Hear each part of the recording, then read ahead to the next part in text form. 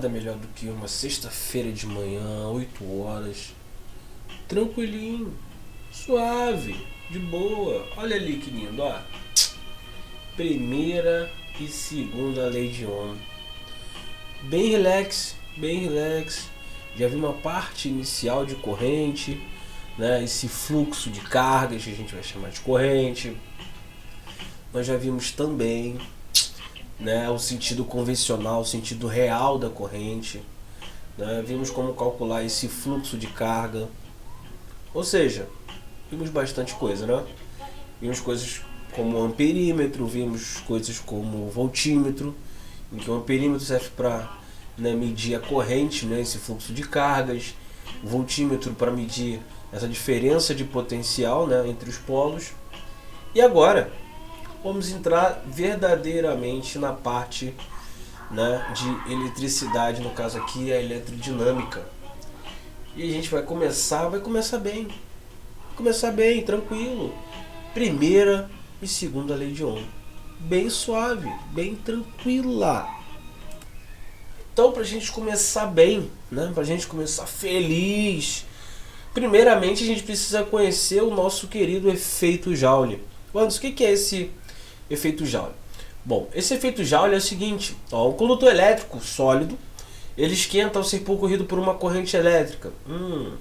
Então a gente está tendo um condutor elétrico sólido e que ele esquenta ao ser percorrido pela corrente. Eu já vi isso em algum lugar, Wanderson. Vamos lá.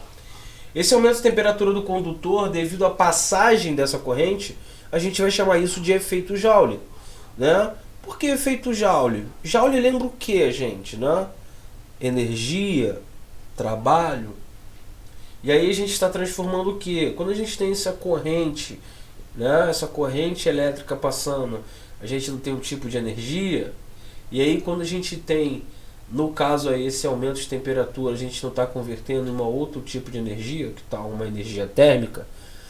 Então, faz sentido, né? A gente tem uma energia elétrica que a gente está transformando em uma energia térmica, né? Nós já vimos que existe essa transformação de energia, em que vamos considerar que não, claro, não há perda de energia, e que a energia, nós já vimos, ela se transforma, não se perde, né?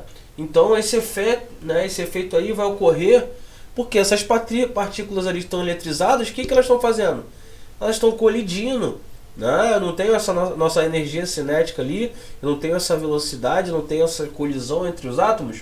Então, junto com o material do condutor, e assim parte da corrente elétrica é transformada em energia térmica, tá? Então quando a gente falar de agora em diante na parte de efeito Joule, a gente está trabalhando essa parte em que a gente tem a nossa energia elétrica ali, em que os átomos, né, os átomos nessas partículas aí eletrizadas da corrente, elas estão ali em contato, né, devido à sua, né, energia cinética, elas estão colidindo, e aí isso vai acabar gerando para a gente uma energia térmica, né? Então a gente tem parte de energia cinética, que é relacionada a essa velocidade aí de impacto, e aí vai fazer uma certa alusão ao que? Quando a gente tem algo elevando a sua temperatura, né? Essa temperatura, esse grau elevado de temperatura, a gente não sabe que é um grau de agitação das moléculas, então tem tudo a ver, não é isso? Então aí, ó, prosseguindo, a gente tem o que? Agora a gente vai conhecer, para a gente começar bem, a gente precisa entender a parte de resistor e resistência, né? Então a gente vai trabalhar daqui a pouco a parte de circuito elétrico, né? E aí nós temos primeiro nós conhecemos a nossa querida corrente, né? Que ela só vai existir quando houver a diferença de potencial. Então não havendo essa diferença de potencial não vai ter corrente. E aí o seguinte, ó, em um circuito elétrico, o resistor é um elemento cuja função exclusiva é transformar energia elétrica em térmica, né? E aí, ó, em geral, os resistores são condutores feitos de aço, tungstênio ou carvão.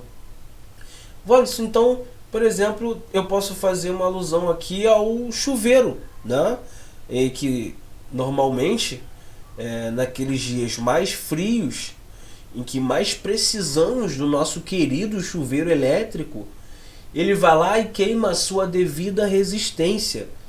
Qual é a função dessa resistência? Não é esquentar a água? Não é fazer com que o nosso banho fique maravilhoso? Fazer com que embace, né, o nosso blindex, fique aquela cortina de fumaça no banheiro? Não é bem isso? É basicamente isso. Essa resistência, o que acontece ali? Nós temos a nossa energia elétrica que ela está sendo convertida ali em energia térmica que faz com que aqueça essa água. Tá? Então, diversos aparelhos domésticos ali requerem um tipo de aquecimento desse, com resistores. E a gente tem, por exemplo, o ferro. O ferro de passar. Nós temos o chuveiro, como eu havia falado, esse exemplo é o melhor de todos. Nós temos a torneira quente também, né? Nós temos o secador de cabelo. Secador de cabelo para vocês meninas, né? Imprescindível, tem que ter aquele secador de cabelo. Então, o secador de cabelo também é o mesmo princípio.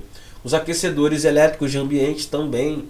Lâmpadas, né, incandescentes também são assim.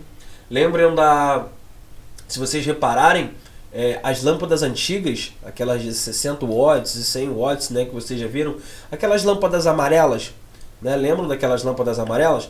Lembram que tinha aquele filamentozinho nela, em que você acendia a luz aquele filamento? Então, exatamente.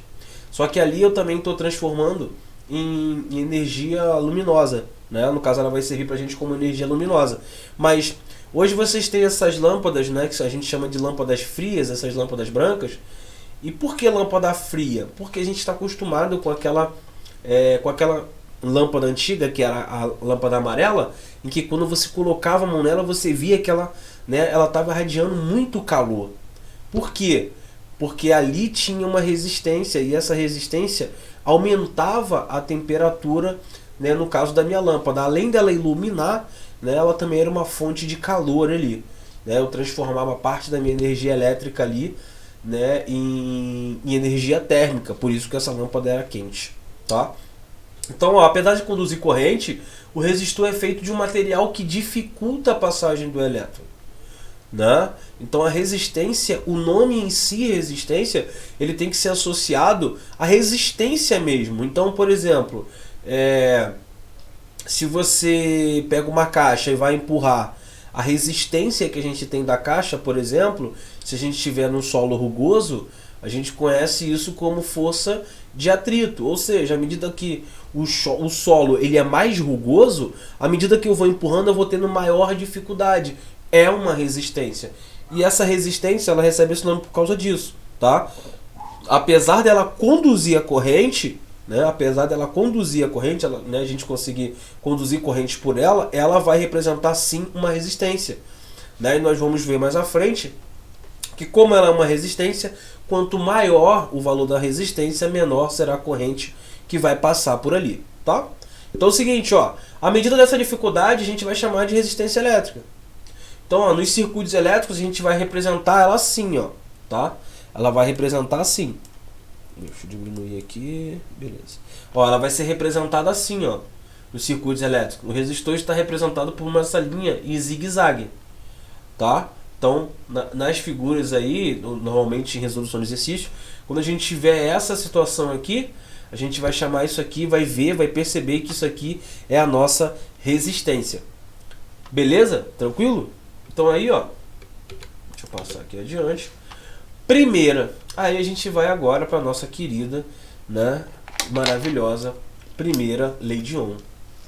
E aí eu vou colocar aqui, aqui em cima, bem bonitinho, para não atrapalhar nada.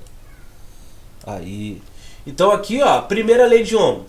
Gente, a primeira lei de Ohm é o seguinte: ele descobriu através dos experimentos, né, o alemão Georg Simon Ohm, que ele usou um resistor metálico que, mantendo com a temperatura constante, ele verificou que tem uma razão entre a diferença de potencial e essa corrente elétrica. Né? E aí essa razão entre a diferença de potencial, né, e essa corrente elétrica, ele disse que essa constante vai se chamar resistência. Né?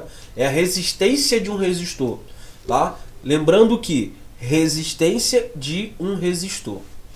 Então vai ser indicado por R, letra R. Desse modo, a relação entre a corrente, né, e a diferença de potencial a gente vai chamar de R. Então U sobre I, né, que U é a diferença de potencial e I é a nossa corrente, a gente vai chamar de R. Ó, a propriedade acima é válida para diversos tipos de metais, tá? Então essa é a primeira lei de Ohm. Então a lei de Ohm, né? Peraí, deixa eu acertar aqui. Peraí, isso, fica certinho, tá? Então, ó, a primeira lei de Ohm, ela vai ser o seguinte. Ó, a primeira lei de Ohm, ela vai ser o seguinte, ó. Essa propriedade é válida para diversos tipos de metais. E aí, ó, a intensidade da corrente I e a diferença de potencial para determinados resistores, tá? Então, ó, prestem atenção aqui, ó, para determinados resistores. Mantidos a uma temperatura constante, são diretamente proporcionais. Então a gente vai chegar na primeira lei da termodinâmica, que é isso aqui, ó. Diferença de potencial é igual a R vezes I. Tá? Então, ó, no sistema internacional, a unidade de resistência, como foi o nosso querido George Simon Ohm que descobriu, nada mais justo do que colocar o nome dele na nossa querida resistência. E aí, ó, o que a gente tem que saber? Primeiro, no sistema, de acordo com o sistema internacional, o símbolo que vai representar a resistência é o ômega, tá? Que é esse carinha aqui, ó. Vou botar aqui do lado, ó. Vocês vão ver muito isso em homenagem a ele. E então o resistor que está submetido a 1 volt, ou seja, 1 diferença de potencial, deixa atravessar por uma corrente elétrica de 1 ampere. Nós já vimos a unidade de corrente. E aí a gente vai ter 1 ohm. Tá ok? Então, nada mais, nada menos do que volt por ampere, a gente tem ohm. Beleza? Tranquilo? Então aí é bem, ó, bem suave essa parte inicial, tá? Bem tranquilo. E aí a gente tem agora, ó, nada mais, nada menos um exemplo. Claro, vamos, de início assim fica muito fácil, né, os exemplos. Claro, de início os exemplos vão sendo fáceis. À medida que a gente vai conhecendo outras propriedades, aí a gente vai ter que fazer alguns arranjos. Mas fora isso, ó, eu tenho um resistor de resistência elétrica, né, R igual a 6. Tudo bem? Aqui tá faltando 1 ohm, ó. Então aqui é 6 ohms, né? Foi submetido a uma DDP de 24 volts. Determina a intensidade de corrente elétrica que atravessa. Então, nós já acabamos de aprender que a nossa diferença de potencial nada mais é do que R vezes I. E aí, nesse caso, nós temos a nossa DDP, que é 24 volts. É igual a nossa resistência, que é de 6, e nós temos aqui a nossa corrente. Então a nossa corrente nada mais é do que 24 sobre 6, que isso dá 4 ampere. Tá? Então são 4 amperes aqui, bem tranquilo, bem suave, né? Lembrando que, mais uma vez, importante, né? Uma coisa que vocês vão utilizar muito, então já vou colocar aqui, ó. A mesma coisa que nós vimos lá na parte de corrente, na parte de eletrostática, a gente vai usar a mesma coisa aqui. Então, prestar atenção.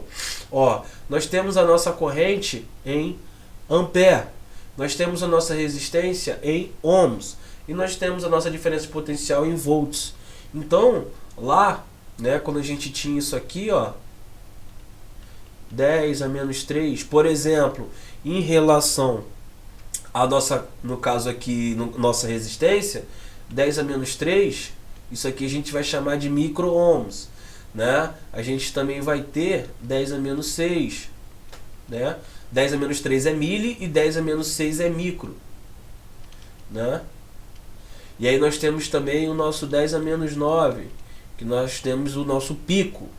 E aí nós temos o 10 a menos 12, né?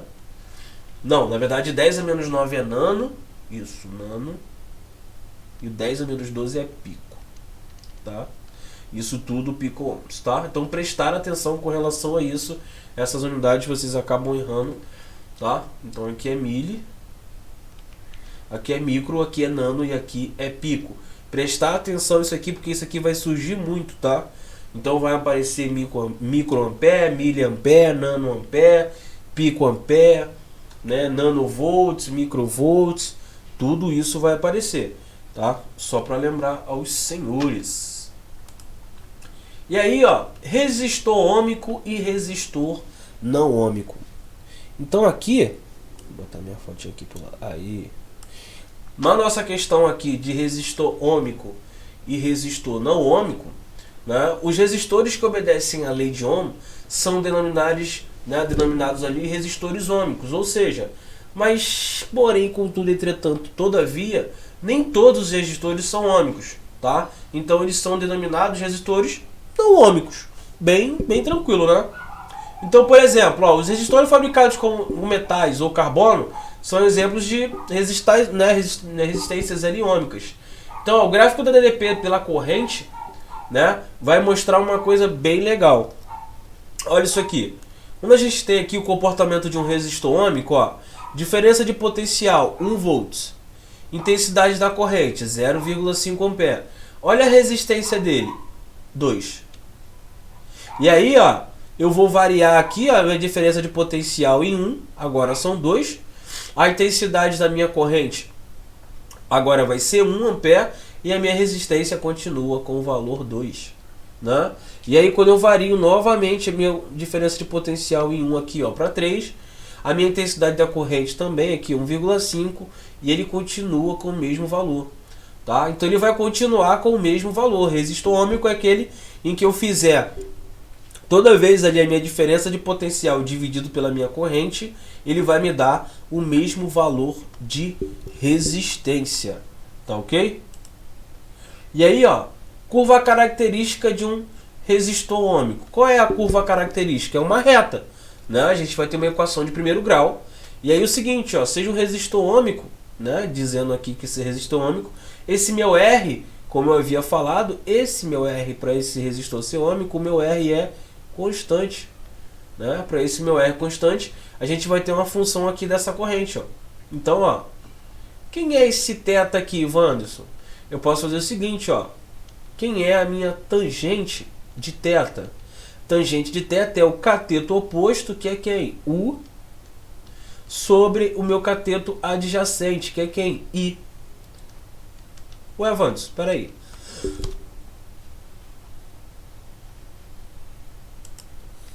Então quem é o meu U sobre I? Ué, Wanderson, calma aí. A gente já viu isso. U sobre I eu já sei que é R. Opa. Então, ó, suave. Então eu já sei que a minha tangente de θ para essa reta aqui, ó, no caso U sobre I, é igual à minha resistência. Já que nós estamos trabalhando aqui com uma curva de um resistor ôhmico, né? Então quando eu faço a tangente desse ângulo aqui, eu vou ter a minha resistência, tá? Então, por exemplo, a gente tem aqui, ó, um gráfico, né, de um resistor ôhmico, em que, por exemplo, eu posso pegar esse ponto aqui, ó, vou mostrar aqui para vocês, ó, 2 e 1.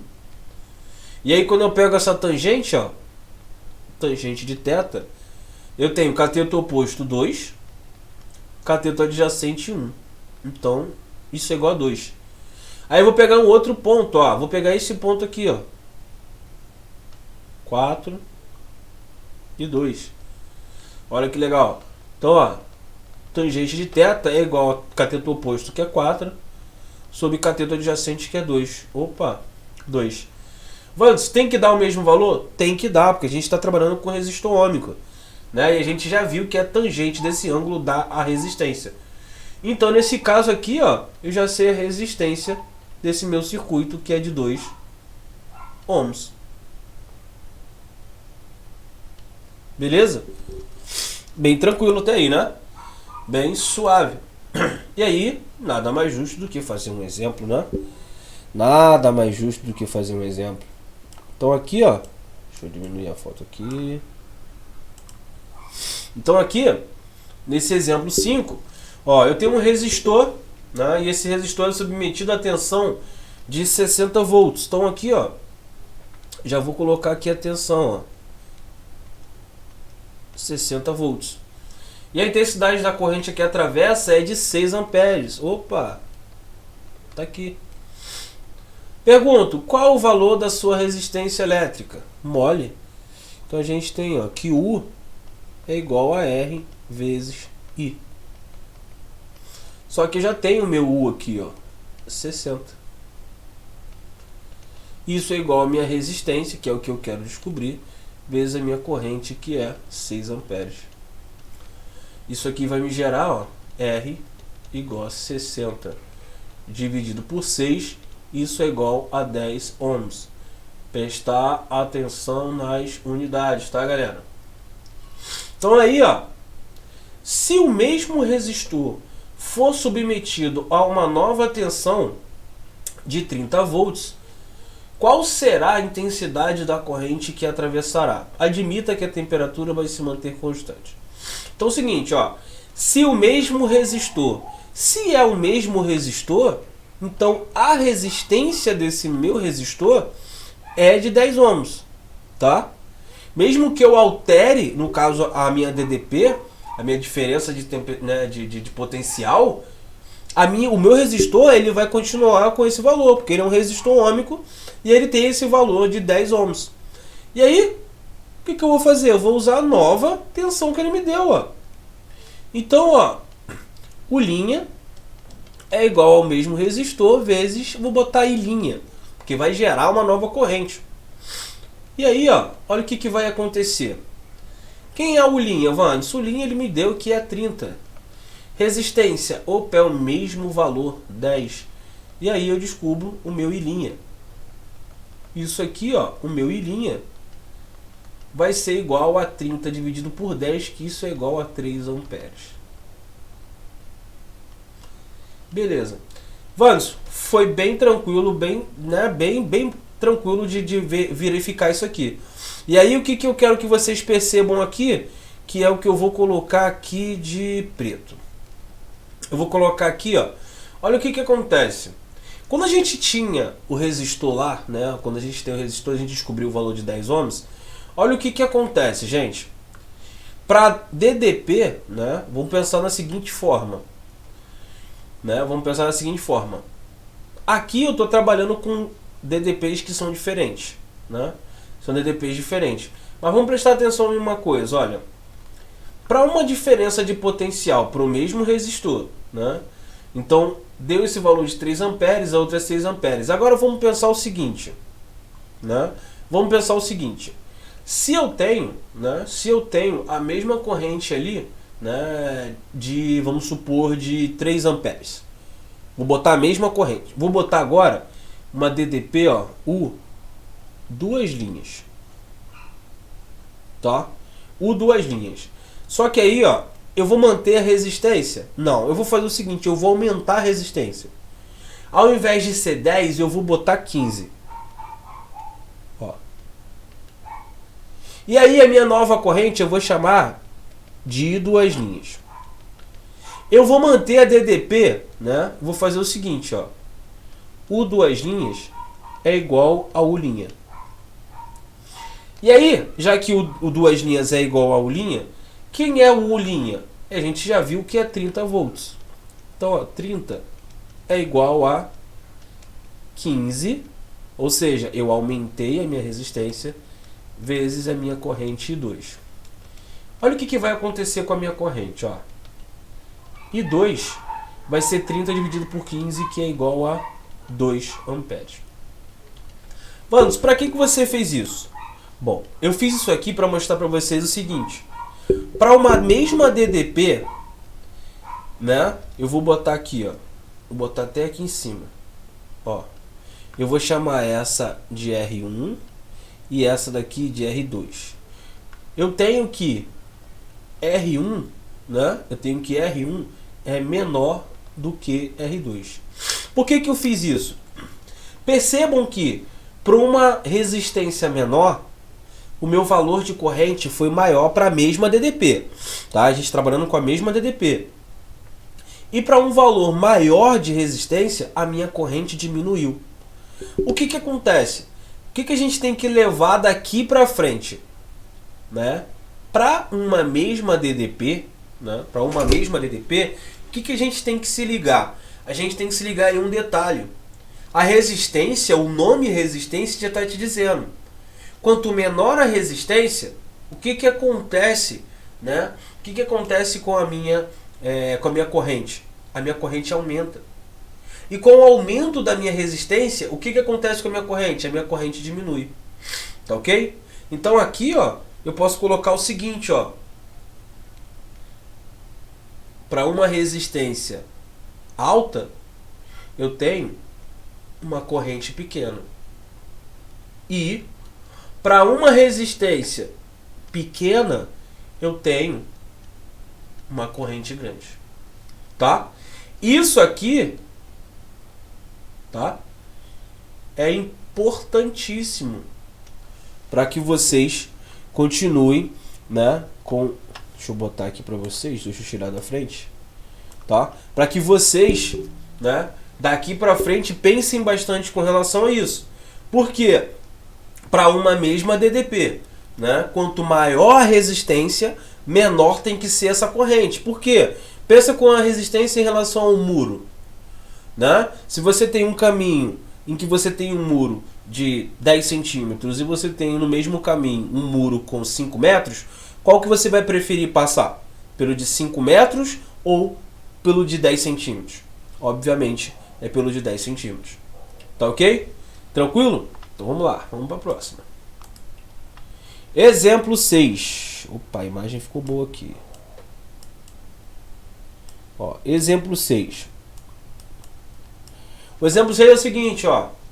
O gráfico abaixo, né, ele foi obtido por um sistema, né, por um resistor submetido a diversas tensões elétricas. Né? Então, diversas tensões. Eu tenho duas tensões ali. Então, ó, primeiro, calcule a resistência elétrica considerando os valores do ponto 1.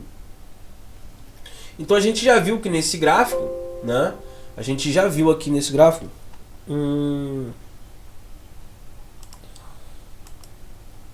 tá.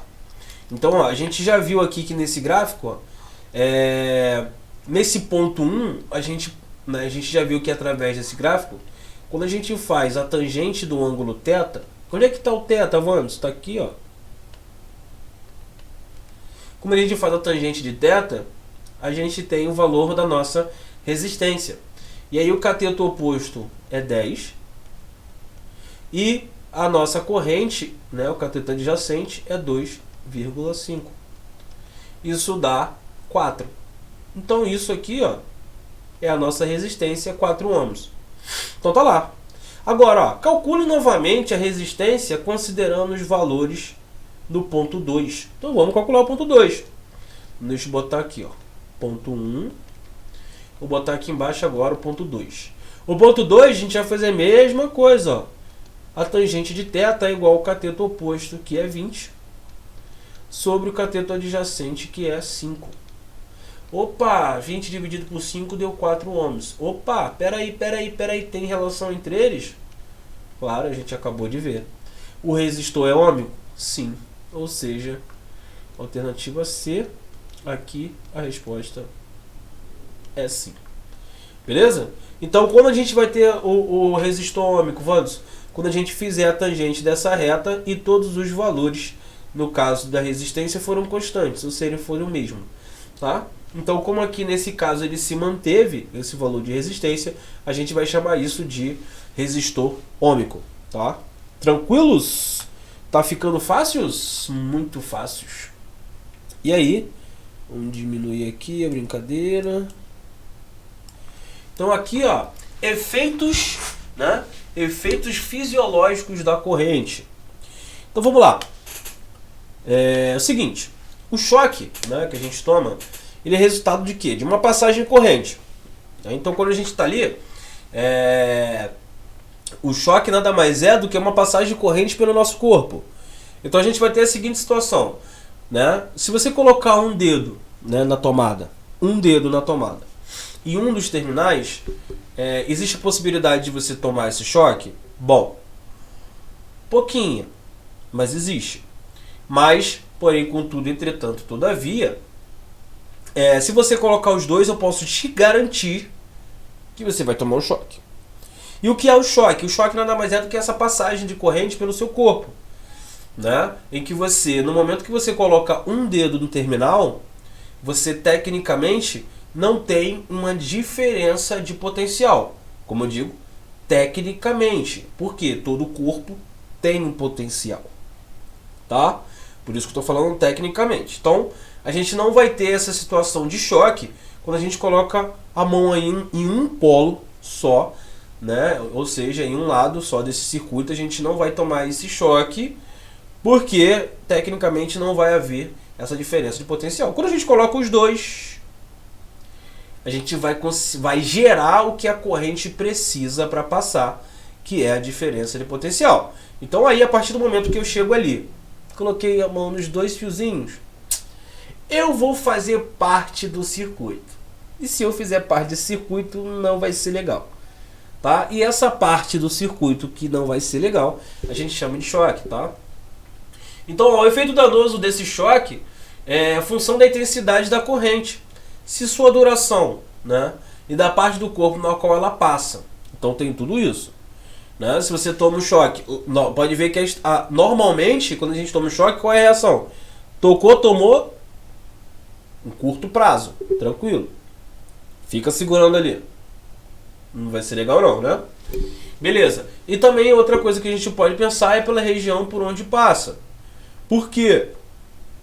Os maiores casos, às vezes, de morte é o quê? Quando você coloca, essa corrente circula pelo seu corpo. Então, se ela circular pela área aqui, no caso do coração, o que vai acontecer? Acelera o batimento cardíaco, né? É como se fosse um choque. Sabe quando a pessoa está falecendo e você vem, né, faz aquela massagem cardíaca com aquele aparelho que eu esqueci agora? Eu não sei o que lá, não sei o que lá, não sei o que lá, filático, que eu esqueci o nome agora. Vocês vão saber. Então, não tem aquela ali? Nada mais é do que uma corrente que eu estou gerando para fazer com que o coração tome um choque e ele bombeie novamente. Tá ok? Então, ó, a circulação de uma corrente de apenas 0,07 amperes, 0,07, através do coração por mais de 1 segundo pode ser fatal. Tá? Então, ó, correntes significativas podem atravessar a mão, indo de um dedo a outro sem deixar maiores sequelas, que às vezes acontece, né? Os seguintes caminhos da corrente estão na ordem crescente de risco para o corpo. Ó, primeiro, da mão para a própria mão, da mão direita para o pé direito. Quando que isso acontece, Wanderson? Isso já aconteceu com você no chuveiro. Lembra quando você toma aquele choquezinho, né? Você toma aquele choque legal que você vai tomar um banheiro, tomar aquele banhozinho no banheiro legal, e você bota a mão no registro lá, vai lá e toma aquele choque. O que é aquilo na verdade? Esse choque é uma passagem de corrente por você também, né? Porque deve ter algum problema naquela instalação, não foi instalado devidamente, não foi aterrado, né, devidamente. E aí quando você coloca ali, você não tem nenhum isolante, por isso que a vovó fala, bota o chinelo para tomar banho. Vovó entende disso tudo, cara, acredita em vovó. Então você vai lá, coloca a mão, passa, a corrente passa por você. E aí você vira um aterramento.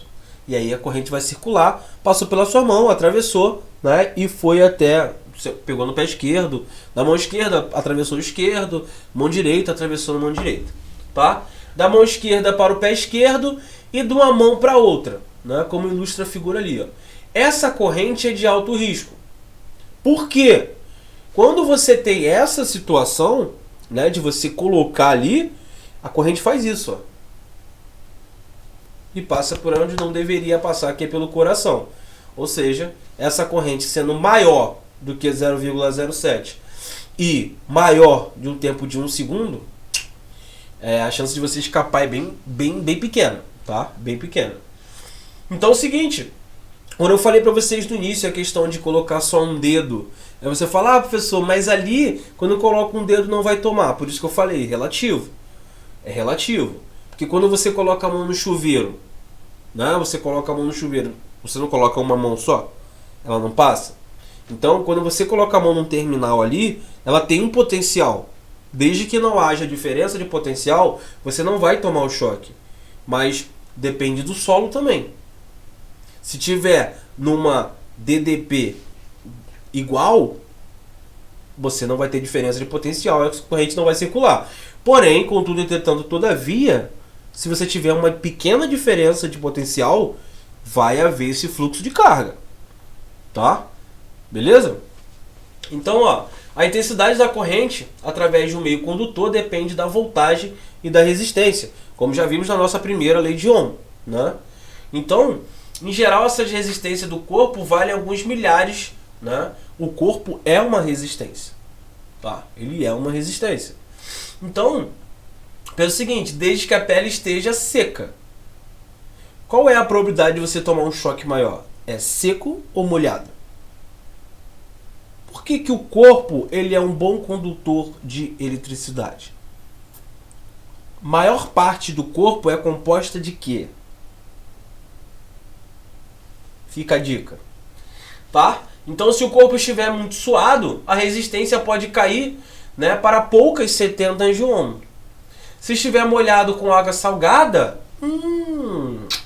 a resistência elétrica de parte do corpo pode não passar de alguns ohms, tá? Então, ó, dependendo da condição da pele, a corrente que atravessa o corpo pode variar significativamente para uma mesma voltagem. Por exemplo, uma voltagem de 127, que é o que a gente tem nas nossas tomadas, pode gerar uma corrente muito perigosa através de um corpo molhado, tá? Por isso, regular a temperatura da água do chuveiro durante o banho não é aconselhável. Lembram? Lembram disso? Então, já foi falado na aula passada. Por que, Vans? Por que eu não devo fazer isso? Digamos que essa instalação não esteja feita de uma forma adequada. Haja uma fuga de carga ali. Você, no caso ali, vai ser essa diferença de potencial. Você vai ser um fio desse circuito.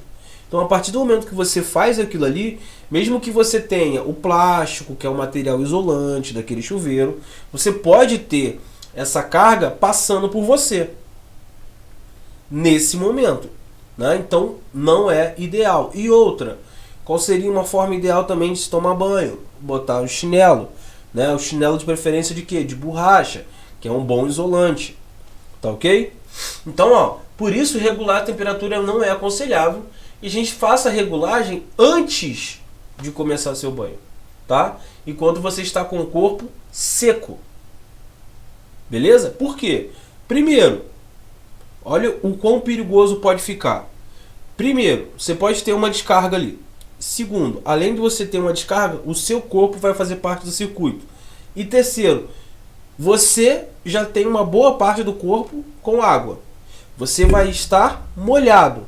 Aí você vai conduzir bem melhor essa corrente. Não aconselho. Tá ok? E de preferência com os pés calçados com chinelos de borracha, como eu havia falado. Tá bom? E aí, agora a gente vai começar a nossa brincadeira, que é a nossa segunda lei de Ohm, tá? E aí, a segunda lei de Ohm é o seguinte, ó. Ela expressa a relação entre a resistência elétrica do resistor e suas características. Que características são essas, Vamos? Primeiro, R é a resistência elétrica do resistor, né? Tá aqui, ó. Tá aqui o meu R.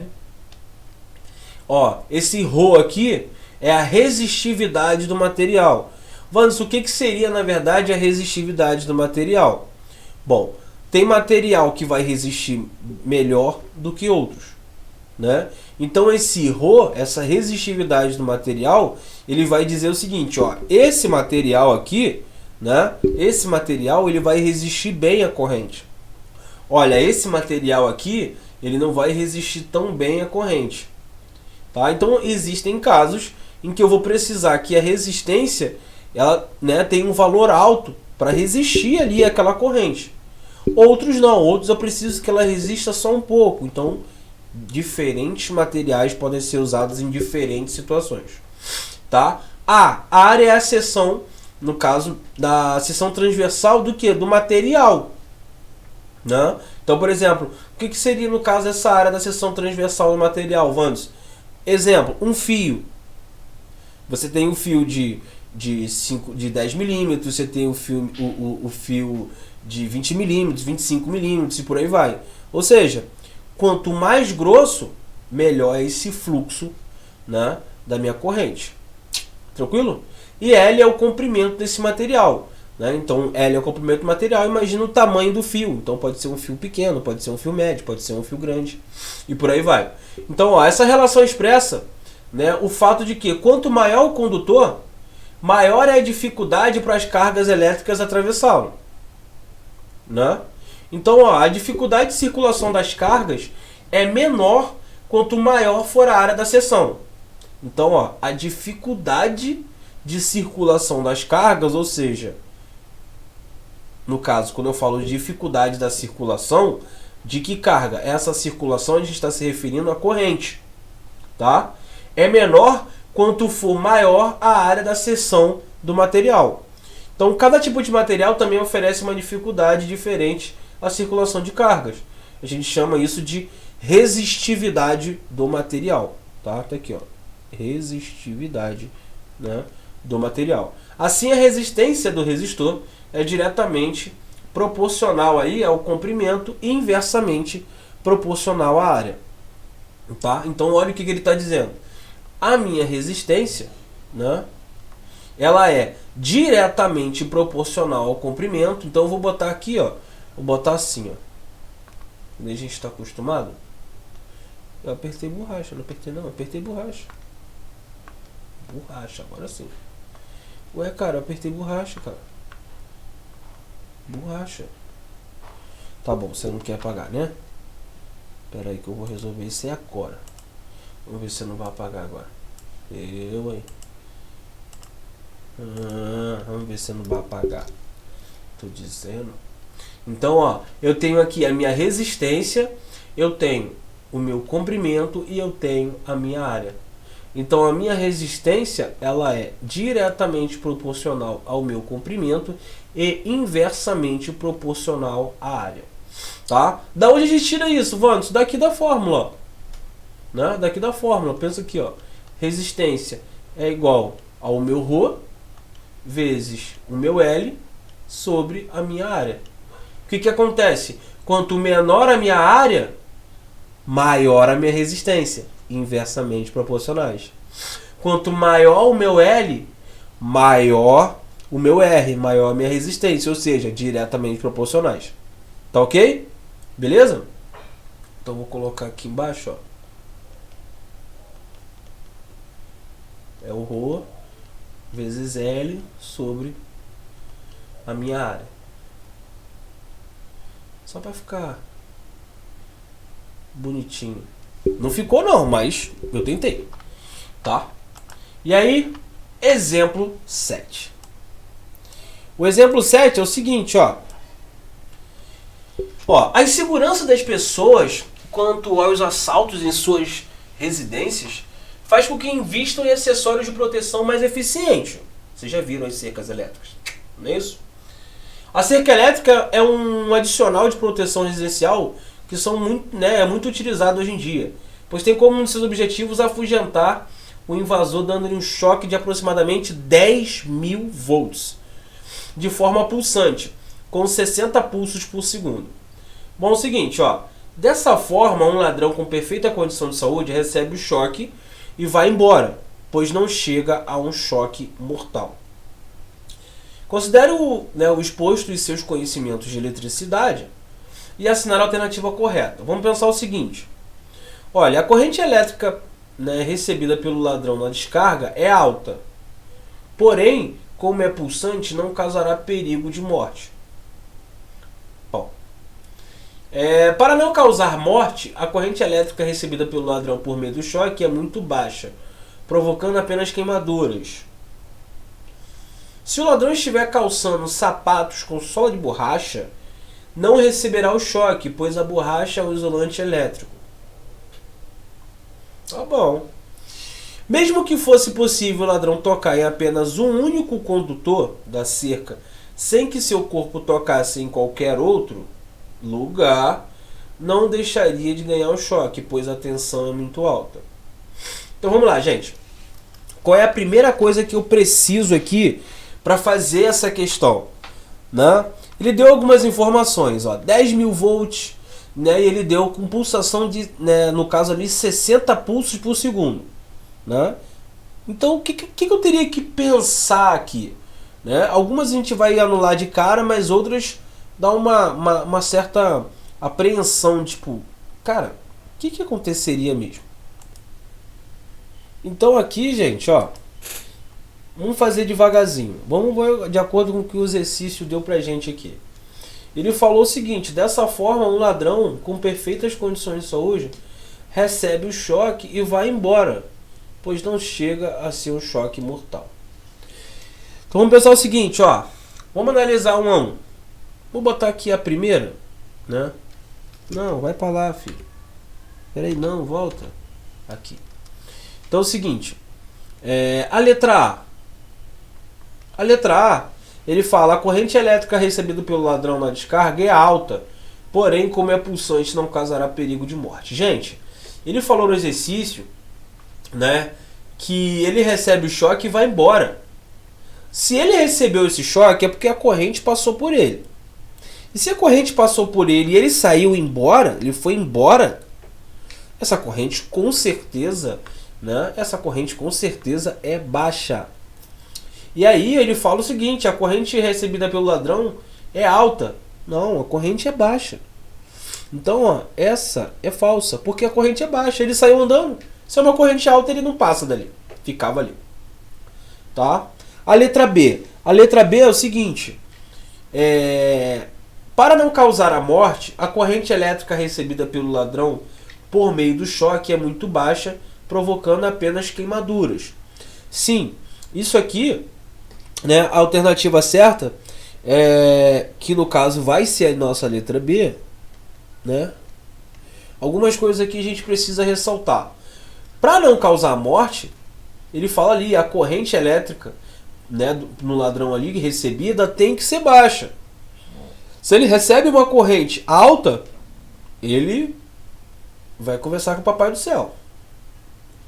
Tá?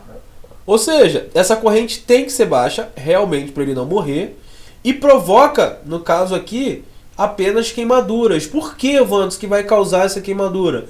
São 10.000 volts de uma forma pulsante. Então, sem contar que a gente tem essa DDP aqui de 10.000 volts, mesmo que de forma pulsante, a gente vai ter a situação lá que a gente viu do efeito Joule. Né? A gente vai ter parte dessa energia, mesmo que tenha, né, mesmo que tenha uma corrente baixa, a gente vai ter um aquecimento. E esse aquecimento vai causar, no caso, queimadura nele. Tá? Então a gente vai ter essa situação. Né? Ele vai sofrer queimadura por causa desses 10.000 volts, o efeito Joule que a gente já tinha visto. Já é a resposta da letra B, Vantos, mas vamos fazer o resto. Ó. Letra C. Se o ladrão estiver calçando sapatos com sola de borracha, não vai receber o choque, pois a borracha é um isolante elétrico. Bom, aqui, uma coisa que é bacana a gente ressaltar aqui é o seguinte: quando você realmente está calçando sapato com solado de borracha, e esse solado a gente já viu que ele é um isolante, né, um isolante ali, e a borracha a gente já viu que realmente é um isolante elétrico.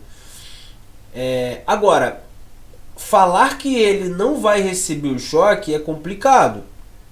Por que isso? Vamos pensar o seguinte: no caso dessa pessoa calçando aqui o sapato, se essa pessoa encostar na cerca, o calçado não vai suportar esses 10.000 volts não. Tá? E outra, ele vai levar um choquezinho. Então, lembra aquela questão que eu falei para vocês? Eu sempre coloquei isso sempre coloquei isso nas questões que nós discutíamos, em que o isolante, tá, ele dificulta a passagem de corrente, tá? Mas dizer que o isolante ele não vai deixar com que a corrente passe, não, isso é errado. Tá? O isolante ele vai dificultar a passagem de corrente, mas pode passar sim. Nesse caso a gente vai ter uma corrente baixa, mas olha ali a DDP. A DDP é de 10.000 volts. Tá? A gente tem uma DDP alta. Beleza? Mesmo que a gente tenha uma corrente baixa, ele vai tomar um choquinho. Tá? Por quê? Por causa dessa DDP alta aqui. Tá? Então a letra C, ela é falsa também. E a nossa D? Ó, mesmo que fosse possível o ladrão tocar em apenas um único condutor da cerca, sem que seu corpo tocasse em qualquer outro lugar, não deixaria de ganhar o choque, pois a tensão é muito alta. E aí, onde é que está o erro aqui? O erro está aqui, ó. O erro está aqui, ó. Mesmo que fosse possível o ladrão tocar em apenas um condutor da cerca, sem que seu corpo tocasse em outro lugar, não deixaria de ganhar choque. Então, nesse caso, não. Como é que eu vou falar isso?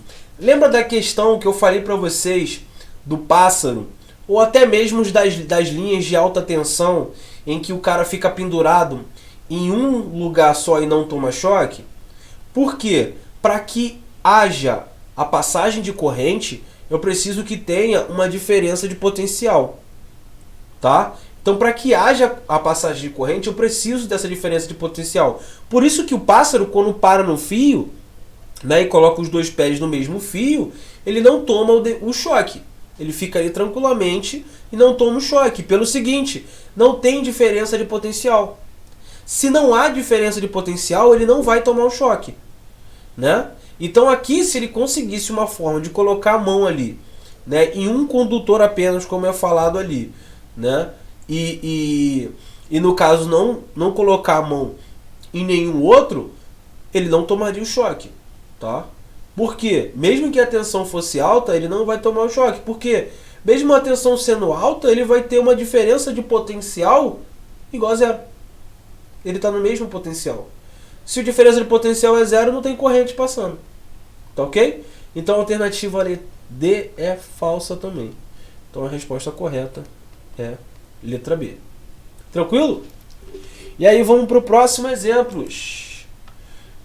8. Vamos ajeitar aqui. Exemplo 8, ó. Em 2015 ali, ó, o EMA. Ó, e um manual de instalação de uma máquina de lavar roupa de determinado fabricante, as seguintes informações. Ó, o diâmetro dos fios da rede elétrica devem estar de acordo com essa tabela aí. Então vamos lá. Ó. Lembra da bitola que eu falei do fio de vocês? Nós temos o fio de 2,5, de 4, 6 milímetros, 10 milímetros e por aí vai. Então, ó, baseado nas informações da tabela, considere o fio de cobre de resistividade ali, o nosso Rho 1,7, de bitola 2,5 milímetros, a uma distância da tomada até que o quadro de distribuição de 25 metros. E a rede elétrica tem uma diferença de potencial de 127 volts. Para calcular o valor da resistência elétrica desse condutor para esse comprimento, a gente vai usar a nossa querida, maravilhosa fórmula de resistividade, que é o nosso Rho vezes o L sobre a área da seção. Tá ok?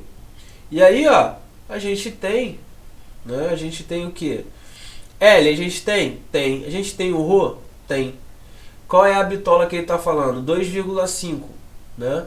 Então, ó, 2,5, tá lá, 2,5 milímetros quadrados. Eu tenho o meu L de até 29 metros. Beleza. Opa, agora ficou fácil. Então aí, ó, o que eu vou ter que fazer? Eu vou fazer isso aqui. Eu vou fazer o seguinte, ó. Olha a brincadeira. Quem é o meu Rho? O Rho ele me deu, ó, 1,7 ohms metro. E aí eu venho para o meu L, né? Quem é o meu L? Ele me deu ali o L de 25 metros. Até aqui tá tudo suave. Aí vem para cá, ó. Área. Vandes, o que é a bitola? Né? Aí vem a situação. Bitola, né? Essa bitola em relação ao fio, a gente está falando do diâmetro desse fio. Então, o diâmetro, ó, é 2,5 milímetros. Tá? Isso é o diâmetro. Então, Como a gente está falando de raio e a gente está falando do fio de cobre, a área ele é o que na verdade? É a área da... Exatamente, ó. A nossa circunferência. πr ao quadrado. Tá ok? E aí, ó. 1,7 vezes 25. Deixa eu ver. Não, por enquanto eu vou deixar aqui. Vai que aparece alguma coisa para cortar. Sobre π. Quem é o raio, Wanderson? Ó, o raio, ó, 2,5 milímetros, então é 1,25, ó, 1,25 milímetros. Só que tem um probleminha. Tem um probleminha. Qual é o probleminha, Wanderson? Olha lá, ó. O ρ tá 1,7 ohms por metro. O L tá em metro. Pô, e o raio tá em milímetro. Pô, vou ter que passar para metro, Wanderson? Vai ter que passar. E aí, ó, vou passar para metro. Suave aqui, ó.